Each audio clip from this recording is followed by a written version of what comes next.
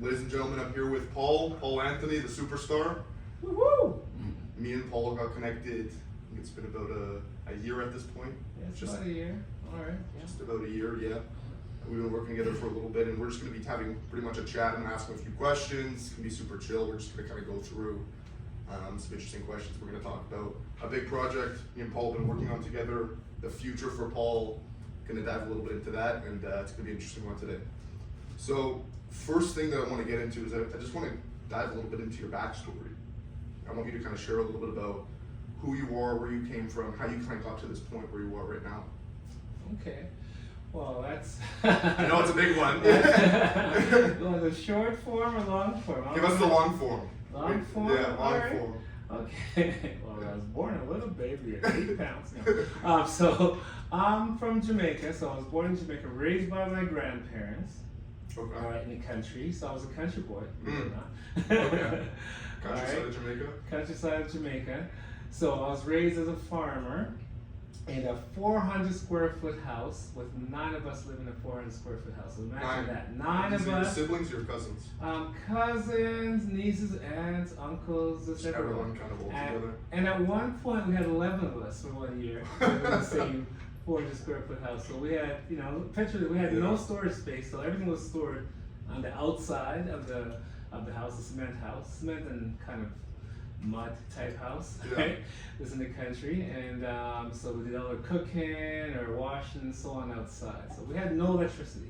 No electricity, no running Zero. water. Zero. Wow. Alright, so yeah, so we had to go walk 5 miles. Sounds like I'm telling a story, but really this is real.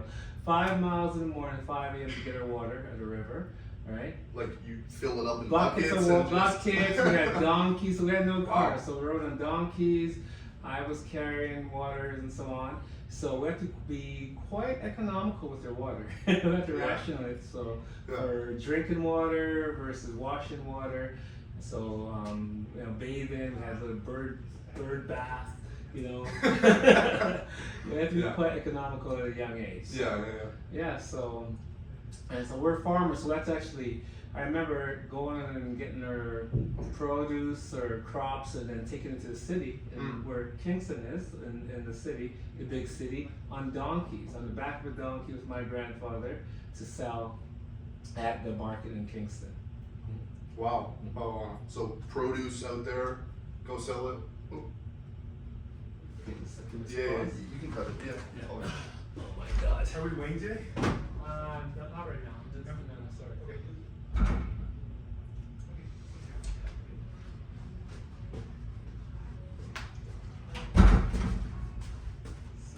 No worries. It's a busy operation.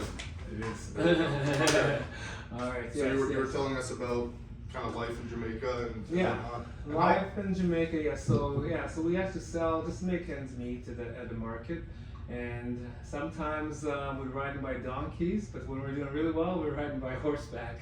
Really? Which is a little bit more expensive. Yeah. So quite a life. So when I came to Canada, I thought, man, I see all the opportunities, mountains and mountains of opportunities. I thought, this is easy. I'm gonna dominate here. Right? Yeah. So because everything's all set up for us here Yeah. in Canada. So and I did quite well. I became a world bodybuilding champion. Made millions and millions of dollars in sales. Won all kinds of awards. 17-time trainer of the year for the company. So it's done really, really well. So And this right here, this is the. this year, yes, this trophy, that's me. Being a world natural bodybuilding champion, I'm quite proud of that because really, sure, that takes a lot of work, a lot of dedication. This is what I put into my clients. So, from where I came from Jamaica, small little country boy in Jamaica, to where I am right now, really, it's like millions to one. It's millions and millions to one. So why did you come to Canada in the first place? Like, what was the reasoning behind that? Well, my parents brought us here for a better opportunity. Okay. So, And how old were you? about 14, 15. Okay. So right now, so just looking back, really and true, like I said, it's like the odds are like millions to one for me to make it to where I am right now from where I was. So. And do you think that background, even though it was like disadvantaged in a way, do you think that instilled a level of discipline, kind of allowing you to see more success today? Without a doubt, that's my blueprint. Indeed. That's my blueprint for hard work. I believe farmers learn how to work hard at a young age and learn how to be dedicated, learn a system, really, which is what I have right now for the transformation and reset, the project I'm releasing right now. You learn a system, you learn how to work hard, and you know what it takes actually to get to the ultimate outcome. And you learn to work as a team. I see. As a farmer. Okay. So you came here. How did you get involved in fitness, bodybuilding? Like, what was that like? You got here. Did you just immediately start finding a liking to the gym, sports? Like, what got you into fitness and bodybuilding? Well, all right. Yeah. So really and truly, believe it or not. Did you get your heart broken? Be honest with me. Crying over my beard. No, well, maybe a little bit. No, really, I always saw bodybuilders for like, they weren't real athletes, right? Yeah. Because I was an athlete. I was a really good athlete growing up. So I thought, everyone's always asking me, Paul, you go to bodybuilding, like bodybuilders. I'm 15 said, no, I don't want to do bodybuilding. I'm an athlete. So I was a sprinter in a national team, track team. I was a football player, played semi-pro football, played actually college football at Cal State Fullerton. Okay.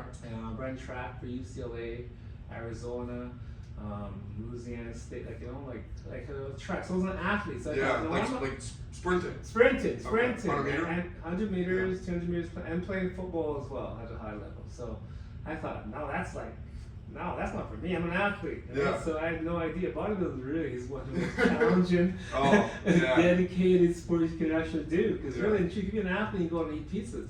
Yeah. Bodybuilding, you can't. Yeah. You cannot. I Right? hear it's right behind darts in Darts? difficulty. Darts and difficulty. No, I'm kidding. I'm like, what? Long bowling. Yeah. No, Okay. no. Bodybuilding's quite difficult. So really and truly, I really wasn't on the, bodybuilding was definitely not on my forefront, right? So I had, playing football, I broke my femur. That's the long bone in your thigh. Yep. Yeah, shattered it, so they had to put a pin down there. So that was devastating because football, I was going to be a pro football player. I was really good at football. And then sprinting, I fell on a hurdle, right? So we're doing hurdle hops in Arizona for national training camp month.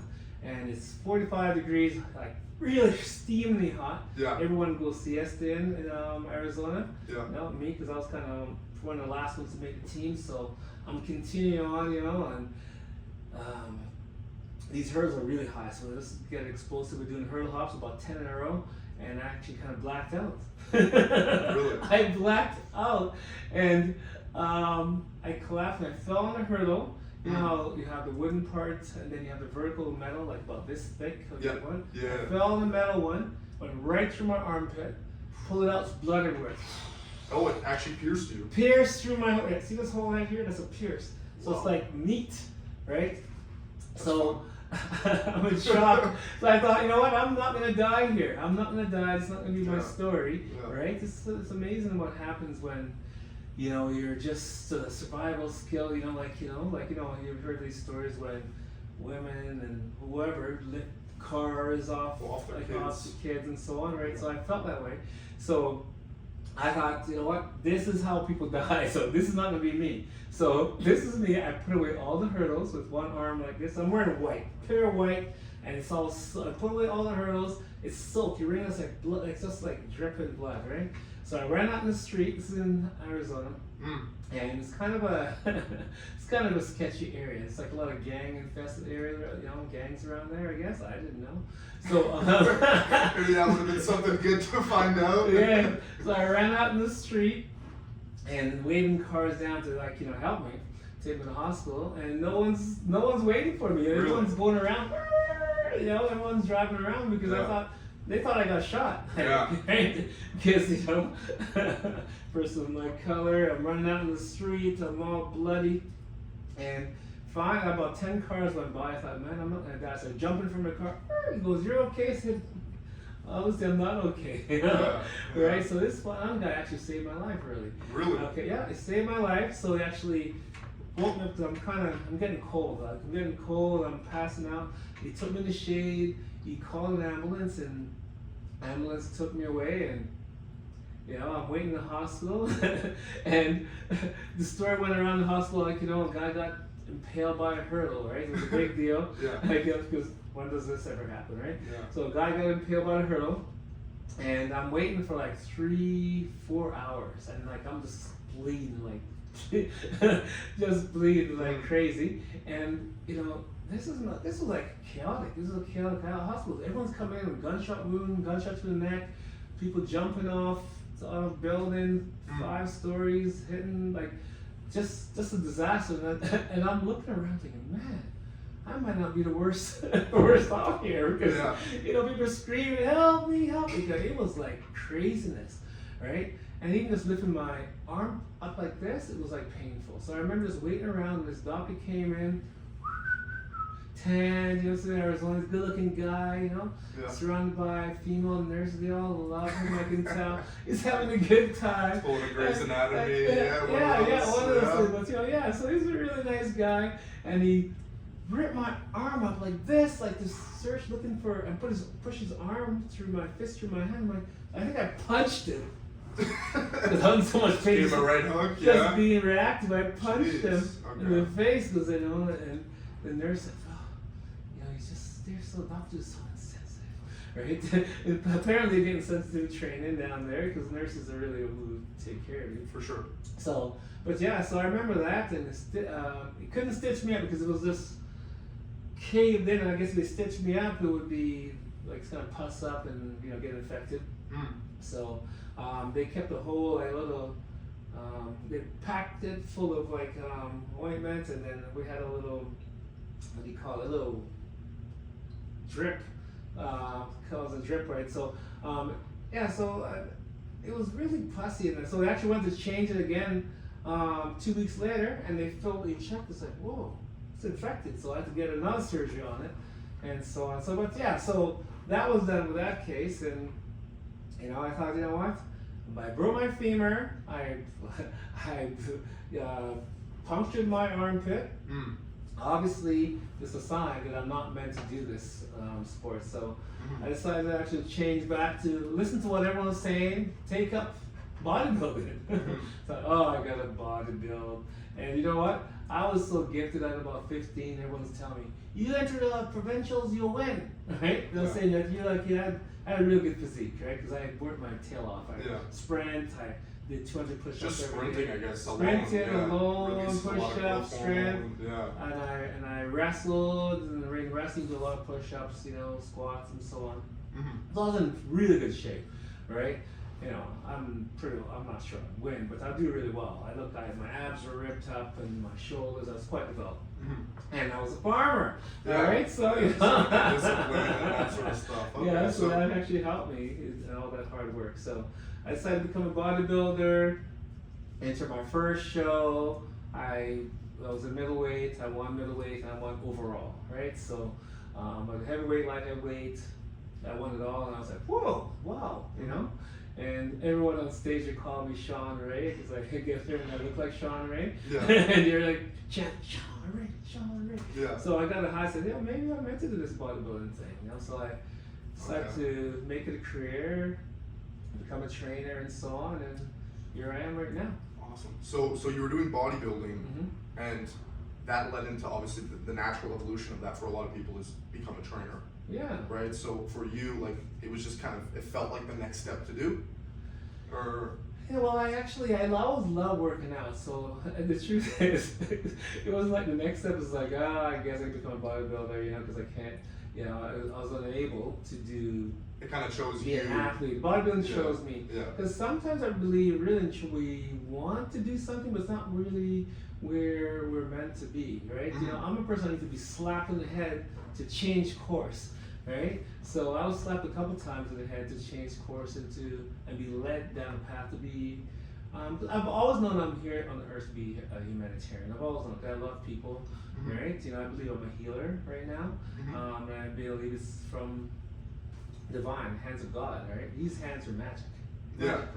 Exactly. So I was led to become a trainer and a teacher. I've always known I was here to be a teacher as well.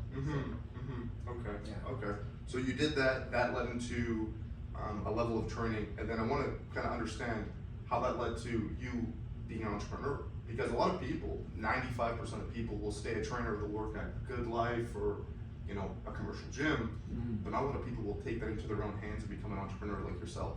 So how did that shift kind of happen in the first place? I want to know kind of the founding story of you being an entrepreneur. Well, I've always been entrepreneurial, even working for a company. I used to work for a company, a large company here in Calgary. I'm not going to mention the name, but I've always been kind of a company within a company, right? Because I've done so well, I'm great at sales, I have so many clients, they made me become an entrepreneur inside the company. So I was like, my own business, right? So I became solely with my own gym really about 4 or 5 years ago. Since the lockdown, right? Okay. So after the lockdown, you shifted in here. I shifted here to have my own gym. Okay. And was there a reason for that, or was it just like it felt like the next step as well? Our gym was closed down, but I ran into some jealousy, really, to be honest with you. All right, so I've been for this same company. I've been like 17. I won 17-time trainer of the year, so I dominated. Made over $500,000, $600,000 every year. Yeah. Just dominated. So I had a number of people jealous of me. And this was working at the company. still 500, 600. Wow. Yeah. Okay. So the upper management, they all knew about me. Had meetings about me. Copied me. So actually, started a lot of like group training. I was really and truly at the forefront of all their systems and so on to train, to sell. Taught many courses in personal training in Edmonton and Calgary. So I was well known. I've been there for over 25 years. So, but there were a lot of in-house jealousy. And as I went to a different gym, they couldn't wait for me. It's like, yeah. Right? You're like, Paul, you're not allowed to say the word booty. You gotta watch your lingo. Like, what? That's in the vocabulary. Like, that is sacrilegious, not to say booty, right? So you're not allowed to do this, not allowed to do this. But yet they want me to sell big and perform for them and imagine making them look good. But yet I'm supposed to fly like a little bird. I said, no, I'm an eagle, damn it. Yeah. So they didn't want me to be my eagle self, so they want me to perform like an eagle. So I see. I thought, you know what, I'm out of here. I'm gonna do my own thing. Yeah, and in order to make 500, 600,000 a year while working for another business, that takes a lot of acumen in terms of sales. Yes. So of course. So run me through. I'm curious, like from a sales point of view, how you kind of got to that point. Like, what is your process with that? Because that's very impressive to be, here, like it's your own business, different story. Yeah. But working for another, inside the company, that's all commission. I'm assuming, correct? Yes. Yeah. So it's quite. So I have a different way of training. A different way. So from the time a potential client comes into my office for a consultation, they tell me their story, go over their goals and their desires. I'm listening to them, but they don't know this. I have an imaginary chisel on them, right? I put an imaginary chisel depending on what their goals and their needs are, right? So I have an imaginary chisel going. I'm chiseling out their chest. All right, I'm chiseling out their abs if that's what they want, if that's what their desire is. I'm chiseling out their glutes. Yeah. Some need a little bit more. Hamstring, back, everything. Chest, shoulders. I'm chiseling them out to their specificities of what they want and what they need. All right, so that's what I do better than anyone, really. True, than 99% of all people. I see their end result before it's already done. All right, I'm able to do that. Right. And how do you translate that? Like in sales, obviously you can want something for someone, but like if they don't see that themselves, how do you get them to see that vision? Is it an energy thing? Do you come in? You're a very energetic person. Like what is? I'm curious. What is your process? Because we've been working together for a while, and we book consultations for you. We bring you people in. How does that process look? Someone comes in the door, you run them through the goals, and then how does that look? Well, number one, they've seen the hundreds and thousands of transformations on my website I've had. So right away, I'm already ahead, right? So it's for me to prove them that it's not true. So sometimes I'm thinking this can't be true. There's no way, right? Yeah. This is impossible, right? But I really truly believe these hands get ordained from God, really and truly. Because sometimes I'm thinking, man, how did that happen? right? How do they transform that much? You know, I put it out there, I chisel them, and I think I just give them hope when they come in, right? And just and I believe in it. I believe everyone's gonna change. I believe that everyone is gonna change when they come in here. I see it, I feel it. Even though my other conscious mind sometimes thinking, whoa, that's a big change. Now their goals are heavy. It's like, you know what? Anything and everything is possible here. And I put a chisel to them too. I chisel off the fat off their body, right?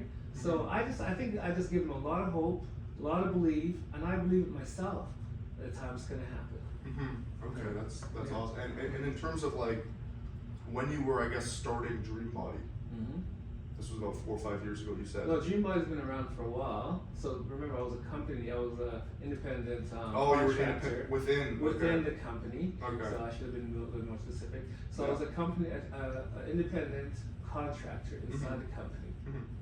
All right, and then I just became. So it's always been Dream Body. Okay. Always looking for people looking for Dream Body. Always. So when you shifted here, you, I guess, had that client base. You had Yes. people who trusted you, believed in you, and it was just kind of the natural next step. And I've been around for a while. I've Yeah. been around for over 30, 35 years. Because when we first started working together, I was kind of shocked because I would get people who would fill out, let's say, the ads we were running, give them a call. Hey, it's Ashton with Paul Anthony. Oh, Paul Anthony! Oh my God! Yeah, yes! Oh my God! I just filled out the form. Oh my God! You have this sort of like buzz in this area. So I'm curious because like not everyone has that, and that's very difficult to obtain that level of status and buzz locally. So like, did you have a way of going about that, or like was that just kind of like time sort of It's thing? over time of doing good work. You don't have that kind of what I call raven fans. Yeah. If you're not a good trainer, you don't care about people. I really love and care about people. And I think that's the difference, right? I've always known I was here, put on this earth, to be a humanitarian. I've always known that. You know that? I'm a healer. All right? I'm a lover. I love my clients. They know and see that. So when they leave and come back here, they knew they had the utmost care and love. They know that. Right? So when they hear my name, yes, they're gonna love. They're gonna love to hear because they had the best treatment, the best care, the best transformation. All right, so that's probably what that's coming from. I see. So it was just natural, and then them meeting you, just the energy, caring about them, all that sort of stuff accumulated over time, just builds up, and then. You know, if I see people just walking around the street or walking through the mall, and they're with their family, oh, that's my trainer 10 years ago or 20 years ago. That's Paul Anthony. Hey, meet Paul Anthony, right? Yeah. And they go, you know, Paul, you know what? I got incredible results from you, great transformation. But you know what I miss the most? They said, the mindset training. Yeah. They go, that's the most important thing that they miss is the mindset training. Yeah, right? I want to dive into that now because looking forward here, you started working, I guess, under a company, right, or bodybuilding under a company. Now you're a full gym owner, right? Moving forward, what's the vision for Paul Anthony? Let's say over the next 2, 3, 4 years. Run me through what that looks like. That's a good question. That's a very good question. So most people know me as mostly as a physical transformation artist, but really and truly what makes me unique and makes me really one of the best is I'm known for the mind gym training, right? Because just like we need a gym for our biceps, right, our chest, we need a gym for our mind, and that's what's missing. That's what's missing from all training is a mind gym training. It's a daily practice, all right? Because we're human, we're stubborn, we go back to our old ways. Yeah. My parents used to say, have a saying, you take a pig out of the mud, you clean the pig up, it's gonna jump right back in the mud, because that's what pigs do. I'm not calling y'all pigs, but so really and truly it's a daily practice. And I believe investment into our thoughts and our minds really is probably the single most important investment you'll make. Because your thoughts and your mind, it's connected to everything. Every outcome you do, everything you do is connected right here, and your thoughts, right? So, what was the question? I'm just getting. Like in terms of the next 2, 3, 4 years, your vision. You were talking about mindset. Okay, yeah. So I've created a course called Transformation Reset. All right, and I created this course during the lockdown actually. All right, so I have You were bored at home, you're like, let's wrap it up. Next step. Yeah. Next step. Well, everything was going online, so I thought, you know what, let's get online, right? So it's a 12-week virtual program that involves your, of course, physical transformation, right? You know, so we have workouts, nutrition, but really and truly, more than anything, really has mindset training, right? Like I said, mind gym training. All right, so it's like driving a car, all right? What kind of car would you have if you were driving a car? Your ultimate dream car. Let's say a super fast Ferrari. Super fast Ferrari, right? So super fast Ferrari. So imagine that you're driving this Ferrari, all right? Because I believe to be truly balanced, right? And this is what actually this entails on Transformation Reset. It touches based on your mental strength, your physical strength, and your spiritual connection, and also your emotions. All right. So 4 quadrants. The most important to be happy, fully happy, you need to be balanced in all 4 quadrants. Yes. So imagine you have this Ferrari, it's really fast Ferrari, and you're out, you're looking good. Highway to the danger zone. Listen to music driving. I got the reggae going. Reggae. It's the lover. So you listen to the reggae when you're driving, you know. Yeah. All right. Really fast, and imagine that you're a car, like you have 1 flat tire in your Ferrari, right? Right. Some of us 2 flat tires, 3 flat tires. Some of us are driving around in 4 flat tires. Can you imagine how long it would take you to get to your goals? Yeah. Yeah. So that's pretty what my analogy is. When you get into your goals, some of us really don't get there, and it's much more slower because we're not balancing all 4 quadrants. So that's what Transformation Reset touches based on, and it's not just. And so we deal with go over your workouts. You'll have nutrition help, and also more importantly, mind gym training. All right. So that's really Transformation Reset, a 12-week virtual program. Awesome. And other than mindset for Transformation Reset, what is like the, let's say, like who is this for? And if I start, yes, my mindset is going to change. I'm going to adapt to new beliefs. But am I going to get anything body-wise change? Well, like run me through from start to finish. What do those 90 days look like? Brother, body, I am the transformation king. I'm king of all transformation, really and truly. I was given that name. I'm also now newly given, you heard yesterday, as Michelangelo of transformation. Yeah, I think it's most when I choose to work. I told Chantel, like, I said, you know what? At the start, you know, I'm gonna put a chisel to you. I'm gonna carve out your body. And she's like, you know, I think most people thinking, yeah. You know, I hope so. I hope I get half of what he's saying. Yeah. Right? I can see going we were doing testimonials yesterday, and some of these people are just like, they're like unbelievable. Like, whoa, I lost 80 pounds. I didn't expect it. Like, you know what I mean? Yeah. So right. I guess it all starts with that belief. It starts with the belief and actually hope, right? And from the belief and the positivity, and just from the change and what they see in me and the love that I give them at first, they think, you know what, anything's possible, right? And I think some of them thinking, even if half of this is possible, I'm gonna be happy. Yeah. So what you heard yesterday, all the testimonies of how happy they are, is because really and truly have changed your life mostly through the mind gym training. Yeah. Right. So definitely, you need to change your mind before you can change your body. And that's what I do better than anyone else, I believe. Better than 99% of everyone else. Because most people deal with a physical transformation, that's all they think about. Right? And instead of actually really working on the mind gym, having a gym for the mind, and it's a daily gym, right? And also the spiritual connection, because we're more than just our mind and body, we're also our spirit as well, to be connected to spirit. And also your emotions. Like a lot of us go through life really without actually really touching base on our emotions, right? You know, just really giving us some our self-validation. Instead of looking validation outward from the Ferrari. It's a good Ferrari. It's a good, nothing's wrong with that. Good validation. We need self-validation. We need to sometimes at the end of the day say, you know what? Ashton or Paul, you're awesome. Yeah. You did great today. Give yourself a pat on the back, right? Yeah. So we need to do that for ourselves. So we touch base on everything, all 4 quadrants of happiness and success.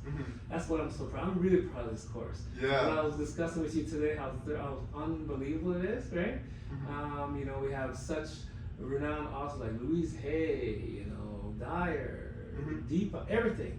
all the best authors for transformation are involved in this course. So it's like a course for your life, the best life course you can take. It's a total reset. Total reset, and like I said, we all need a reset. Yeah. We all need We a all need a reset, reset, yeah. right? Especially after lockdown, we all need a reset, right? So this is what this is, a reset. So I call it transformation. Transfer. And a reset Yeah. of the mind. We all need a reset, Yeah, right? exactly. So, like I said, I'm quite proud of this course. It's really a culmination of really the last 30, 40 years of my life of transformation of what I actually do in the gym, with not only myself, but also with clients as well. So it's going to be a virtual program. It's going to be available to everyone all over the world. Awesome. And I want to dive into beliefs and mindset a little bit as well, because you mentioned that you go through that belief stage. I'm sure you're aware of this, but about probably 90% of trainers, you join with them. Here's a diet plan, here's a meal plan, here's a workout plan. Go do it with little attention to that sort of mindset training, that sort of beliefs. Did you have clients before where like you didn't do that and it was just like a total, like, Yes, I'm curious. Everyone needs accountability, so that's really key. Just give it to them whenever they don't have any accountability. Everyone needs a scorekeeping. Yeah. You need to keep score, see where they're at, you know, their body fat, through their measurements, see where they're at. Because if you don't have accountability, you really and truly have nothing. So they need someone to answer to. People love to be coached. They love to have a coach. All right, I love to have a coach. I have a personal coach. I've had personal business coaches. We all need a coach to keep us accountable. So I'm always going off tangent here. So what was the exact question? Yeah, like did you have clients before where you didn't do that sort of mindset initial training with, and it was just like you just gave them meal plan, diet plan, go do it, and it was just like they're just not committed? Exactly. So I had to actually really start using the gym for the mind. Really, that's where I changed that one. I said, just giving the physical workout is not good enough. They need to have a gym, a daily gym for their mind. Right. So that's where I created Mind Gym. I see. I see. That's really awesome. That's really awesome. And yeah, that's I guess kind of it. We're just wrapping up here. All right. Yeah, good. Well, nice talking to That's, you. You're doing a it's a great pleasure job. talking. Yeah. You know, you're dominating on Instagram and social media. Trying my best. Yeah. All right. So you've helped me quite a bit. You know, and revenue's Yeah, I'm up. curious. Like we started roughly about.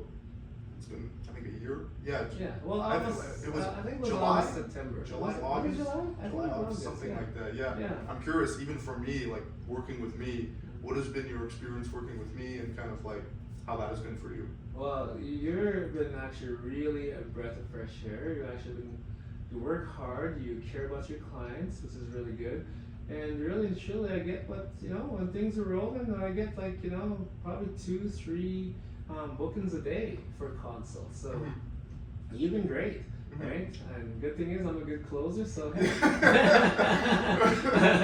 Exactly. If you weren't, then I say, Ashton, you suck. Point fingers, right? Yeah, no, so really and truly it's been great. So you bring the people in and I knock them in the park. Yeah. Right? We're a good team. So Exactly. thank you for that. Exactly. Awesome. Well, it's been a pleasure. Yeah. Thank you, Paul. Yeah, no Awesome. problem. Thank Okay. you. That was great.